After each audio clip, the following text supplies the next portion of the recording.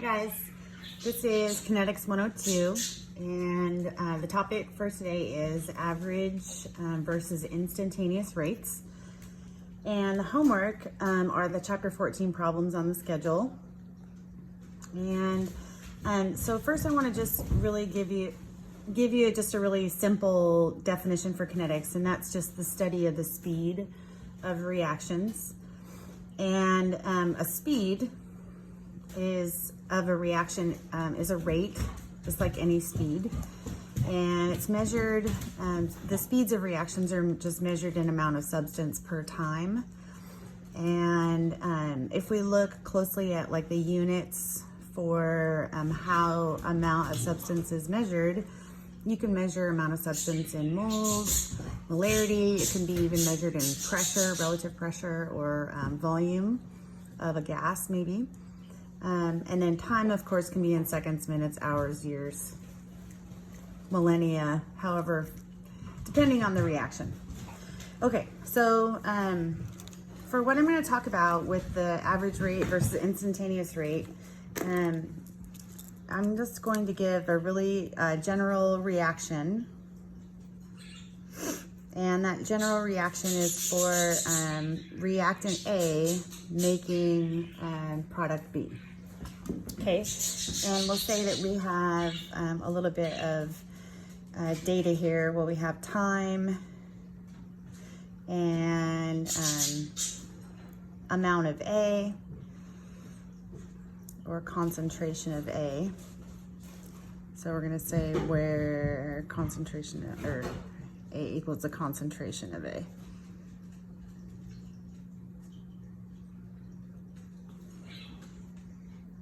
Yeah, okay. And so we would have some time data and some concentration data. And there are two different ways to analyze these to give us speeds of a reaction. And so we're going to talk about that. So there's two ways to measure rate. Oh, to express rate, I guess.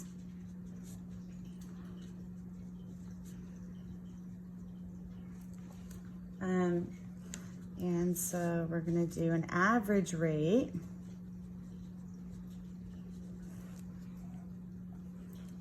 And then I'm going to scooch that over just a little bit. And then the other is called an instantaneous rate. Instantaneous rate. Sorry, I had to check my spelling there. Okay, so an average rate is, just like with any rate, is the slope of the line between 2 points. And in this case, this would be in concentration of A versus time data, like two ordered pairs.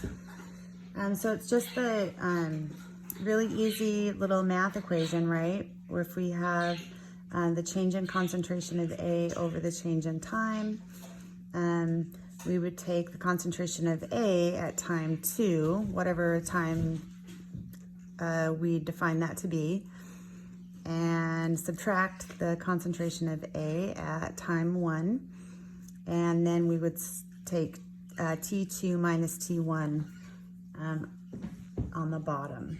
And so this is given in molarities, and this would be given in maybe seconds or minutes. So we would get an average rate of change is just the slope between those 2 points. So let me just check and make sure I said everything I wanted to say there.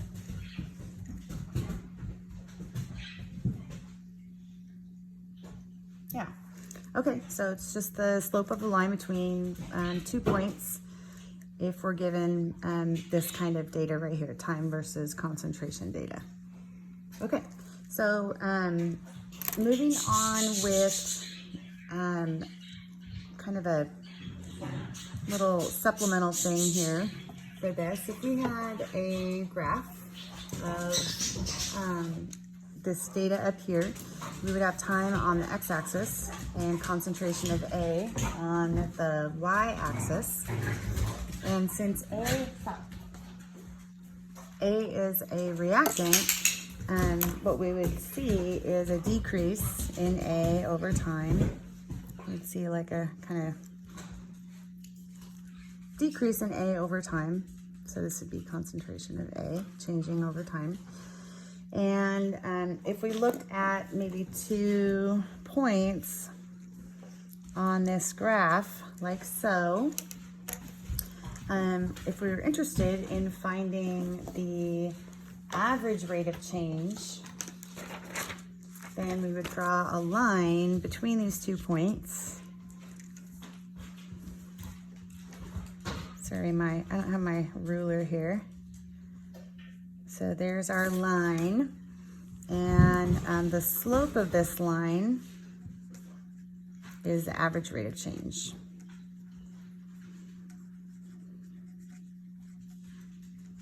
Okay, so it's just the slope of the line between 2 points on a concentration versus time graph. Okay, so if we continue on with our look at rates, an instantaneous rate has to do with not just the concentration versus time graph, but a little bit further into math we're going to go. So if we go back to our concentration versus time graph again, and I know this is going to look a little bit repetitive, but I want to be really super clear here with this. So we have time, and then we have concentration of A. So I'm talking about here, I'm talking about instantaneous rate of change. And if we have our graph of concentration versus time, and it's kind of decreasing like this, an instantaneous rate is equal to the slope of the tangent to the curve at any given time, t. Okay, so if we wanted to find instantaneous rate of change at some given time t, let's say here's the time t, could be any time that we're given on the graph, we would go up and we would draw a point as close to right above that as possible. Sorry, I'm doing this without a straight edge here. That's probably not a good idea. And then we would draw a tangent. And just for those of you who might need a reminder, a tangent to a curve is a line that intersects a curve in only one point. So as you can probably expect, drawing a tangent freehand is next to impossible, but I'm going to give it a shot here. I'm going to bring my straight edge right up to the curve, and I'm going to draw my line here. And so this is my tangent to the curve, and I could pick points here and here. This would be concentration A2, and this would be T2, and this would be T1, and concentration of A at time 1. Sorry, that's kind of hard to see. Anyway, you would find the slope again by doing, it's still the same math equation. So we still do like concentration of A at time t equals 2 minus the concentration of time at time t equals 1 over T2 minus T1. So it's still the same equation. It's just by definition, they're different in that we're looking at the slope, the slope of the tangent to the curve here So we're looking at how that tangent is changing over and over. And then for an average rate of change, we're looking at a slope between 2 points of given data. So that's average rate versus instantaneous rate.